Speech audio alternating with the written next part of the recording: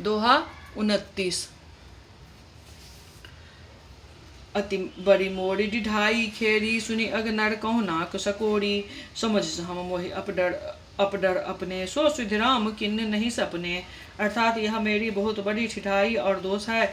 मेरे पाप को सुनकर नरक ने भी नाक सिकोड़ ली है, अर्थात नरक में भी मेरे लिए ठौर नहीं है। यह समझकर मुझे अपने ही कल्पित डर से डर हो रहा है, किंतु भगवान श्री रामचंद्र जी ने तो स्वप्न में भी इस पर, मेरी इस डिढ़ाई और दोष पर ध्यान नहीं दिया।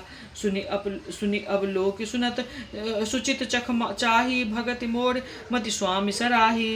कहत न साई हो ही अनीकी, रीझत राम जान जन जी की।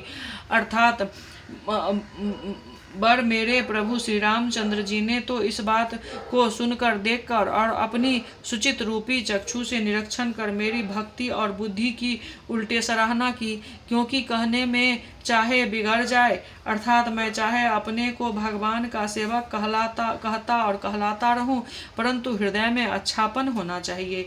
हृदय में तो अपने को उनका सेवक बनने योग्य नहीं मानकर पापी और दीन ही मानता हूँ, यह अच्छापन है। श्री रामचंद्र जी भी दास के हृदय की अच्छी स्थिति जानकर रीझ जाते हैं।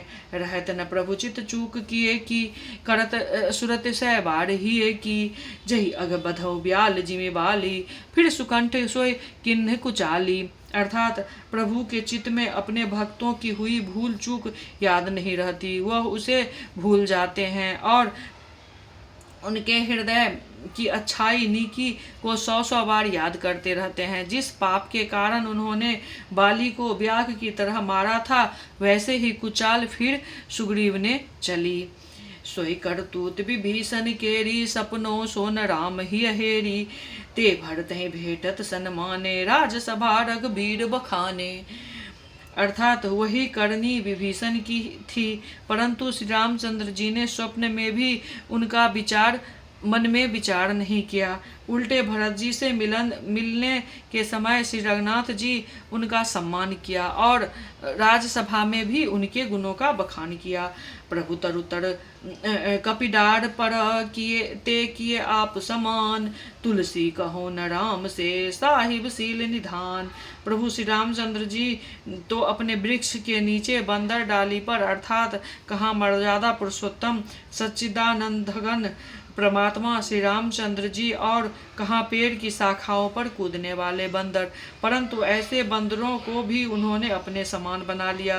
तुलसीदास जी कहते हैं कि श्री रामचंद्र जी सरीखे सील निधान स्वामी कहीं भी नहीं है।